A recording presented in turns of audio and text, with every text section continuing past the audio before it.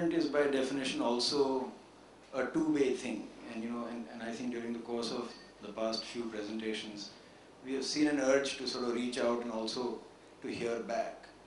But if you were to look at a magazine and flip through, sort of the letters to the editor template is still persisting. And that's a good thing because there are lots of people who write to editors and editors read them and they like to publish it. But if you look at the consumer's life, especially from a kind of brand environment that I work in right now, which is as much business to business as it is business to consumer, I think consumers are leading sort of a life in a continuum. And so there's a big need to sort of force your way into other templates, which are not stenciled the way the print is. And I think that's the power of engagement. The second thing is that I'm buying a brand. So when I'm buying a Femina, I'm sort of making sure that that content meets my expectation, either out of habit or because I bought into subscription.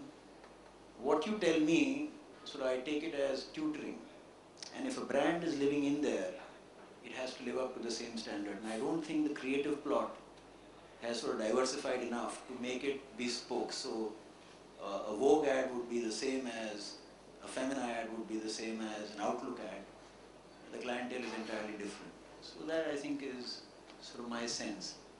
One of the interesting things that has happened, and I had some experience with it in the past, is that events are also maturing. So it's not about one Filmfare or one GQ Best Dressed. It's becoming disaggregated and going into tier 2 and tier 3 India. And I think that's where the larger opportunity perhaps in the conventional sense lies. And that's an area of interest to us because debit cards or credit cards are percolating down to real India in that sense.